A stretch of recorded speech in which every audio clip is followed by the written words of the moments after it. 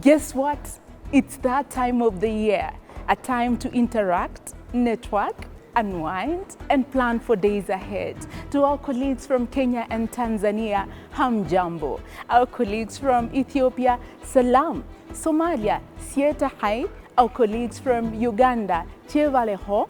Our brothers and sisters from China, ni hao. And welcome to our 6th Editors Annual Convention.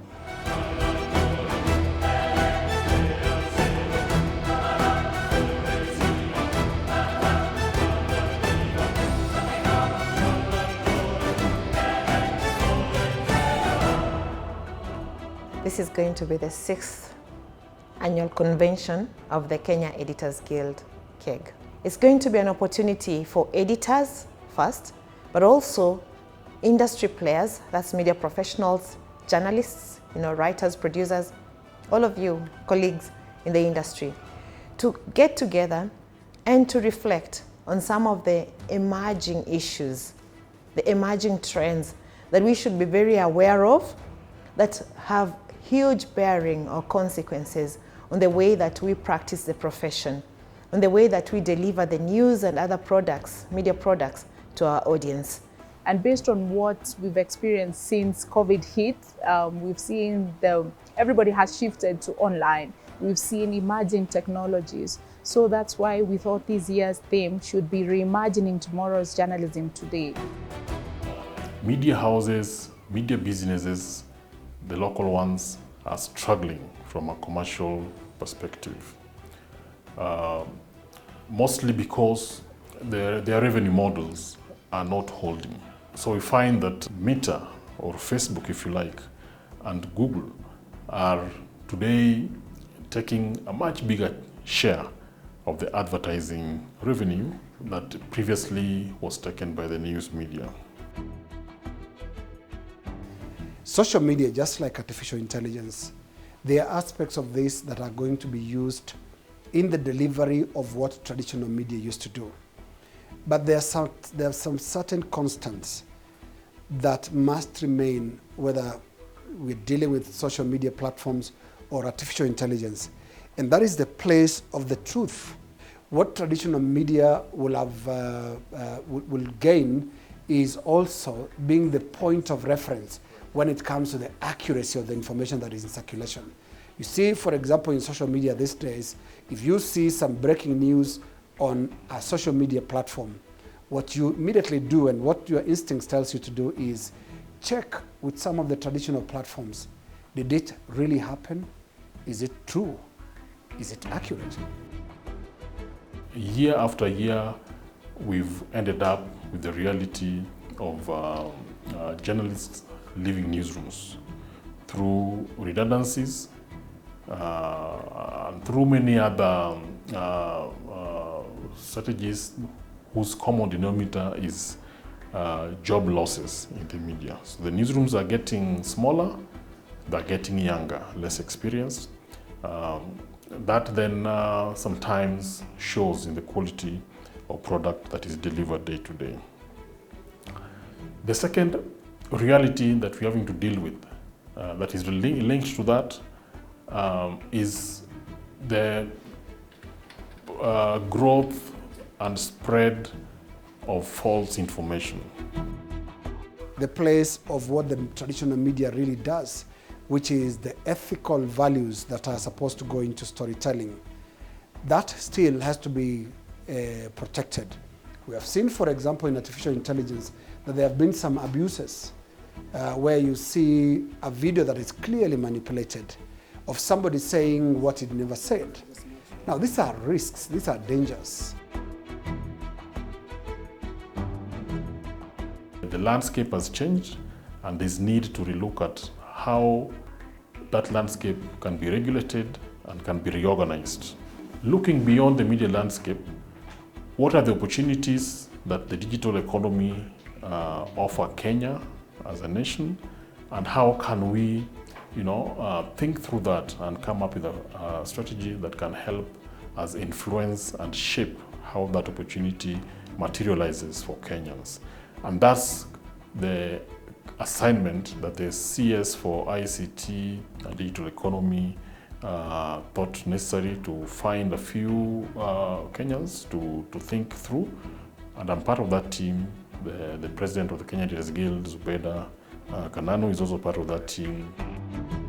We need to embrace these emerging technologies to improve the standards of journalism. And that's why we thought, because everybody right now consumes news on the go. Everybody consumes news. Like when you wake up in the morning, the first thing you look at is your phone. Our audiences have shifted. Most of them are online. So how do we reach out to them? How do we curate content that appeals to them? So that's why we felt we should look at the emerging technologies as an opportunity, not just a threat. Media associations also should be having a bigger voice when it comes to issues that are about the industry, especially whether it's the legal environment or even emerging trends like AI, because some of these things transcend media houses. It's not a single media house problem, it's a dilemma for the industry. The Kenya Media Sector Working Group is a loose coalition of different media associations. We are about 21 different associations, including civil society, who are in the field of journalism, or those who are concerned with the rights and privileges of journalists. So we have two conveners. So the co-conveners, one of them being Kenya Union of Journalists and Kenya Editors Guild, just provide leadership to these associations. Whenever there is anything that touches on media, we do joint events. We've seen a lot of change. And in advocating for media freedom, we use our voice, one voice, in calling out those violating media freedom and seeking for justice for those who've been hurt or whose rights have been threatened. Sometimes we need energy, you need numbers to advocate for the rights and the privileges of journalists. And so that's what sometimes brings us together with Kenya Editors Guild as a Kenya Union of Journalists, so that we're able to have more energy and more force. Like I said, we have got force and we are hard if we have the numbers. So if we combine the numbers of Kenya Editors Guild and the numbers of Kenya Union of Journalists, then our voice is heard, loud and clear. At Kenya Editors Guild, we have different levels or tiers. We have the Executive Council led by the President and the Vice President. We have council members for TV, print, online, radio, television, and also we have trustees at the Executive Council.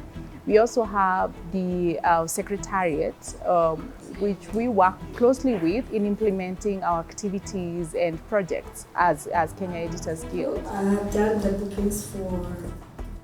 Most of the groundwork happens in the Secretariat, and our work really is execution or implementation of the decisions of the Executive Council. So the sort of support that we give includes working closely with committees, with the 5 KEG committees, which include the Programs Committee, Strategy Committee, Innovation Committee, Finance Committee, and also the Ethics and Media Freedom Committee.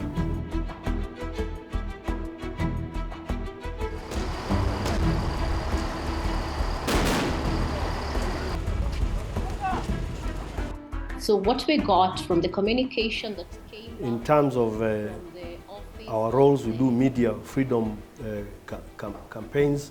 We defend the spaces within which media ought to operate. We interrogate policy that affects media. We do advocacy for media to be free, to enjoy the guarantees that is given by the Constitution of Kenya and not anybody. We do advocacy to defend that space, and we also do, as a committee, we advance professional excellence so that journalism that we deliver to the people of Kenya is within a standard that is world class. We also engage Parliament on the legislative frameworks. We interrogate proposed laws so that we align them to what we think impedes what is guaranteed in the Constitution for media freedom, and propose amendments to this. I head the strategy committee at the Kenya Editors Guild, and this is one of the standing committees of the Guild that is charged with the responsibility of dealing with the strategy that the Guild employs in terms of growing itself, growing its membership, and ensuring the stability of the Guild. We realize that there's so many editors out here that are yet to be members of the Guild, and that means that we are missing a good voice with regard to people that are out there that ought to be contributing to the growth and development of the Guild as a professional body that advances the independent media or the independence of the media, advancing media sustainability, and advancing, of course, the place of the media in society, but especially the editors themselves and the important role they play with regard to the provision of information that is credible, reliable, and trustworthy. Kenya is striving to ensure that the right of access to information is realized. We have built new partnerships that have helped the work of Kenya Editors Guild, which is to promote professionalism and excellence in journalism. We have worked with partners to scale up training for journalists or capacity building for journalists in various cadres. We have come up with a report on editorial policies that will be disseminated in order to help, in order to influence a better editorial policies. Constructive, solutions-oriented reporting on climate action. We have held a number of press club lunches, which are opportunities for editors to engage with key decision makers, policy makers, to ask questions. And this, through such forums, then the key policy makers are able to clarify on key decision-making processes or key decisions that have been made. And this is important because then it promotes accurate reporting. In 2023, Kenya Editors Guild also partnered with the Chinese Embassy to introduce the inaugural Chinese Embassy KEG Editorial Fellowship. And through a competitive process, we got our first fellow who traveled to China, and his role was to attend forums with journalists in China, to attend select political events, and then to report about his experience. This year, Kenya was the host of the Africa Climate Summit, which brought together more than 10,000 delegates in the month of September 2023. And Kenya Editors Guild played a key role in organizing a media track during the Climate Summit, which brought together editors and policy makers as well as actors in the climate finance sector. Thank you so much. We have lots of activities that are lined up for you as a member of the Kenya Editors Guild first, but also our partners and stakeholders that we have invited to come and sit with us as we delve deep into the discussions around reimagining tomorrow's journalism today. So this will be an opportunity for us to come together. We are going to do this through panel discussions. We are also going to do this through keynote addresses from some of the guests that we have invited. We are going to do this through workshops.